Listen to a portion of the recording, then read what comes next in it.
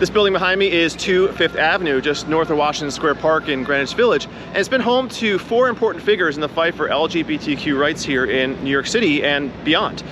They all knew each other, although it was not always amicable. In fact, one relationship was so contentious that one person wouldn't even let the other pet his dog. Starting in 1990, the year he left the mayor's office, this was the home of Ed Koch until his death in 2013. Koch was a lifelong bachelor. Throughout his career, he either denied being gay or refused to even entertain the question. Since his death, friends of his have gone on the record saying that he had come out to them privately. While mayor, he issued an executive order banning discrimination based on sexual orientation in city employment. And in 1985 was the first mayor to walk in the New York City Pride March. While in Congress prior to becoming mayor, Koch had co-introduced the first federal bill outlawing discrimination based on sexual orientation, along with Bella Abzug, a fellow New Yorker and leading feminist in the 1970s who would vie with Koch for the mayor's office in 1977. Whatever congenial relationship they might have previously enjoyed didn't last.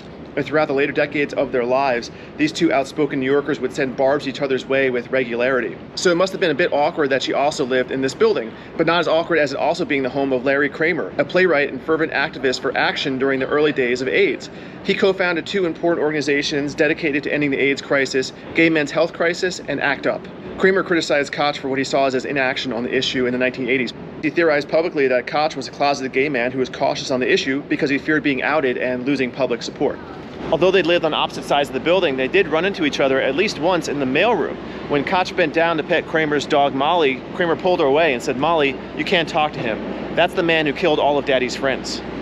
Abzug, Koch, and Kramer have all passed away, and medallions have been placed outside the building to commemorate their residence here. Kramer had made it clear that if one should be put up for him, it should be nowhere near Koch's. And so it's not.